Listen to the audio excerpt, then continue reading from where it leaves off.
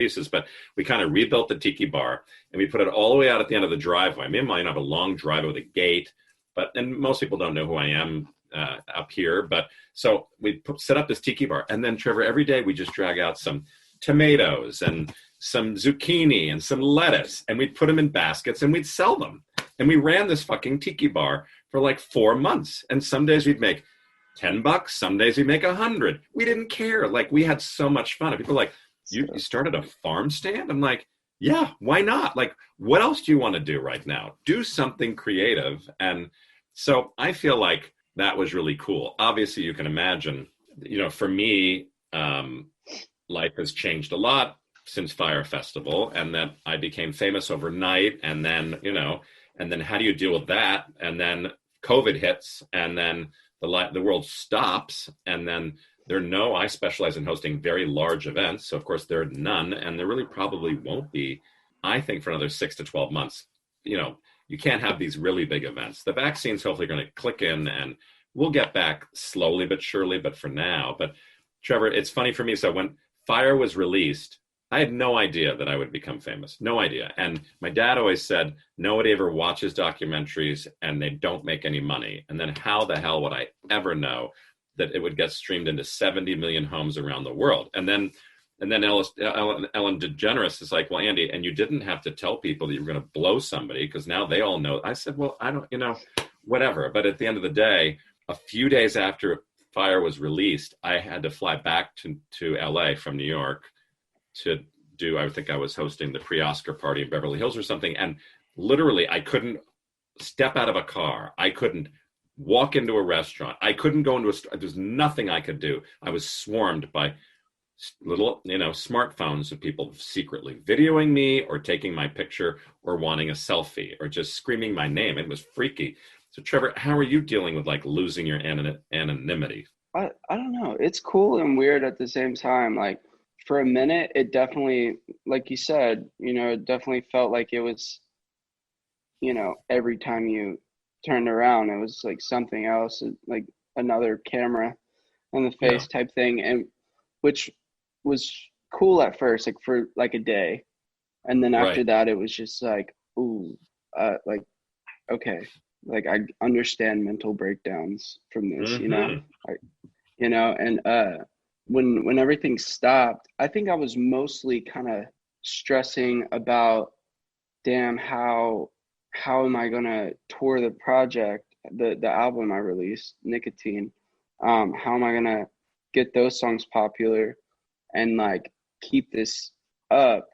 Not necessarily the fame aspect, but because the energy, there's a part of me, like the momentum and everything. Because there's a part of me that if like my songs could blow up and I could get people to the shows and we could experience that together, but in my day-to-day life, like I didn't have to talk about music or what's going on and like talk about things I do all the time with everybody.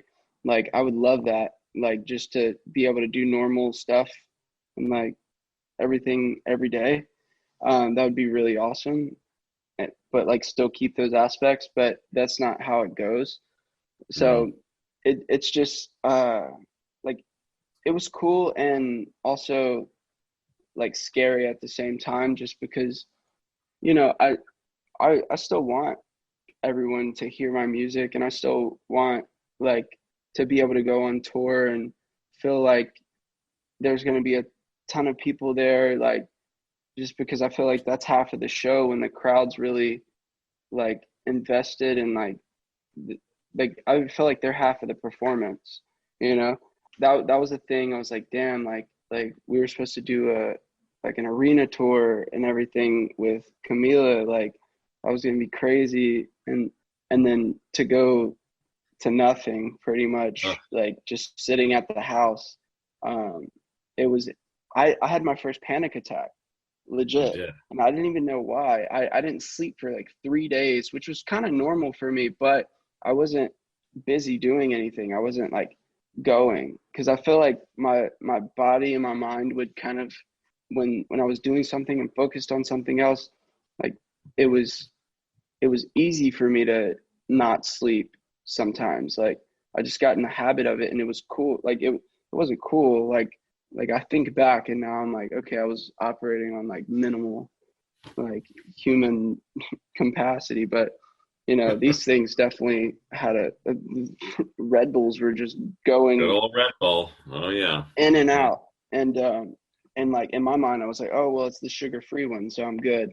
But yeah, like I was just killing Red Bulls because like Red Bull will literally just keep me up forever.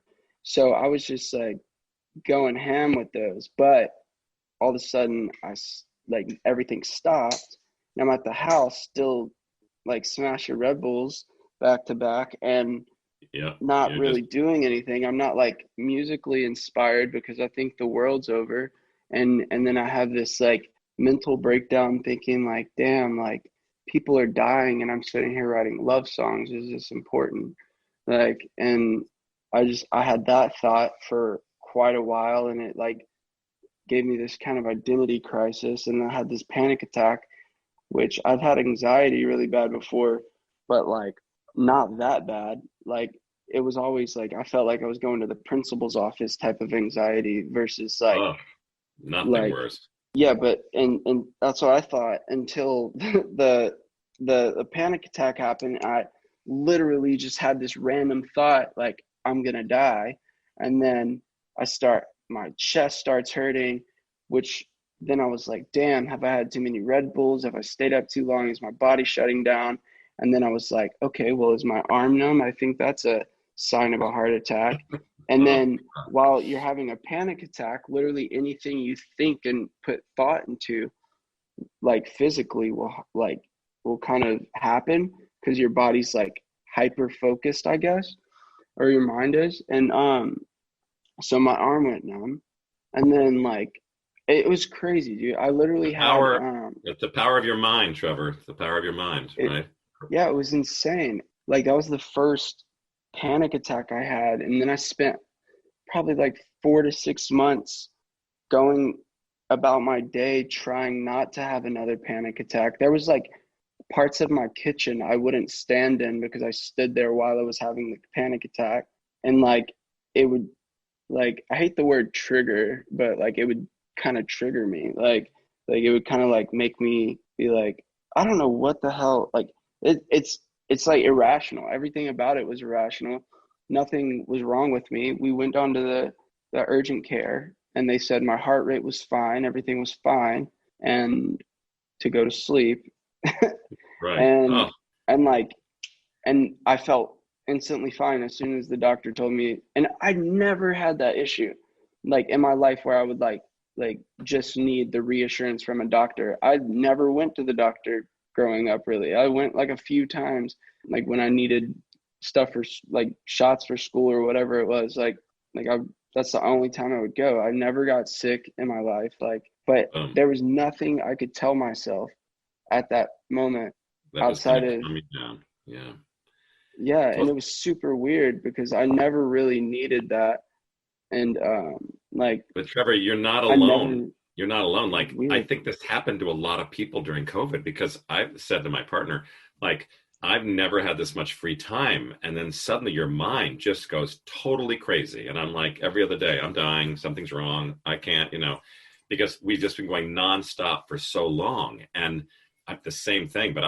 And I was featured on a podcast yesterday in the UK, and it was a lot about mental health. And they're like, Andy, you refer a little bit to fire about PTSD. And I'm like, well, yeah. I mean, you can't imagine those fucking 7 weeks that I spent on that island trying to save a music festival that was going down like the Titanic with 400 young, great kids like you, Trevor, reporting to me. And I'm like, well, I'm not Jesus and I'm not Mother Teresa, but I'm going to do my best. And obviously, being the ultimate team player, I'm going to do my best to make this thing work. And so For the suddenly, culture. yeah, and now the documentary comes out, and then boom, I total PTSD. I'm like sitting there going, "Oh my god, I'm gonna kill myself. I can't." Oh my, these feelings are coming back of like me running a meeting and everybody going, "When are you gonna pull the plug? You're gonna pull the plug." I'm like, "No, no, no.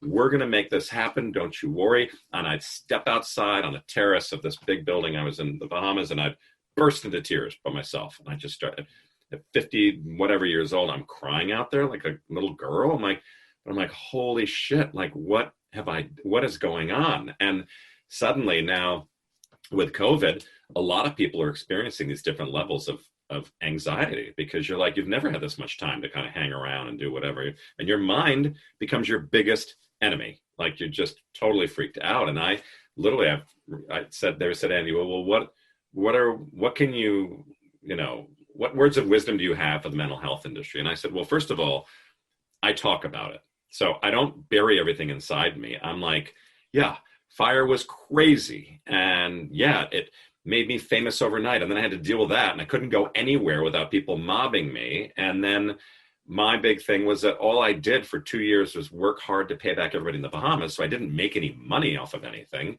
So my life really didn't change that much, except that now I'm famous and I'm trying to save the world. And then, of course, you just magnify everything with, the COVID scenario, and then business slowing down and on and on. And so I basically said, listen, I'm on podcasts. I do tons of different things. I'm a big speaker. But one of the big things I do, Trevor, which is kind of fun, is that I was supposed to go to the UK last March, right before COVID, to go speak at 36 universities. And I get on stage in front of 2,000 students at these universities. And the professors love it, because I say, guess what? How would you like to be one of the biggest visible failures in pop culture today? And they're like, Andy, it's not you, it's Billy. Billy was the founder of the festival. I said, well, no, I'm now the face of this festival because of Netflix. And I said, how would you like to be the biggest visible failure? And I said, you know what? But remember one thing, you learn more from your failures than you do your successes. And I look at all these kids and I say, get out there and fucking fail.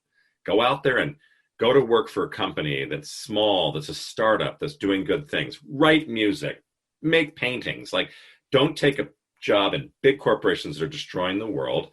Try to do something that you're passionate about. And everybody loves that. And I think that's one of the ways that I've been able to deal with the anxiety a little bit, is just talk about it. And then, I know it sounds really silly, but I say it to one of my sisters now who's suffering from anxiety. And I said, when you get into bed or wherever you are during the day and this hits you, I call it 100 to 1. And I just start counting backwards from 100. And maybe you'd think I was crazy standing in the corner, but I'm like 100, 99, 98. And somehow it just calms you the fuck down.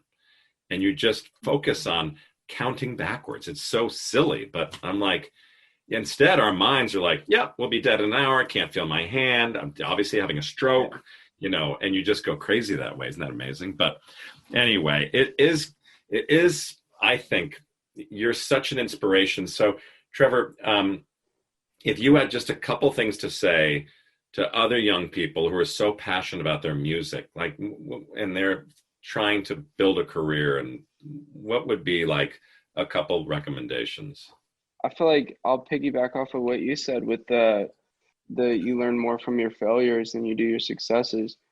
I feel like a lot of young artists maybe kind of worry about the next song they put out, and they overthink it, and maybe they take so much time and invest so much time into a song, which isn't a problem.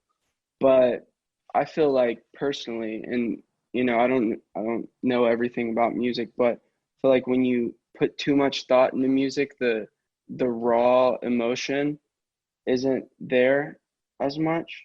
You have Ariana Grande and Justin Bieber and all these people releasing multiple albums a year, and everybody's attention span for music is really, really short now, and you're not going to have the same fan base as every other artist. Everybody's fan base is going to be pulled from different areas. So the more raw and the more real you are with it, and the less you think about it, like, obviously you want it to be a good song. And if like, you made a bad demo, whatever, we all do, like, release more often. And that's a big thing that I learned last year, because it's been an actual year since I dropped anything. And I've never had this issue before, except for when I was early on. But you can release more songs if one doesn't do well, but that one song that maybe the mass amount of people doesn't like it might help somebody.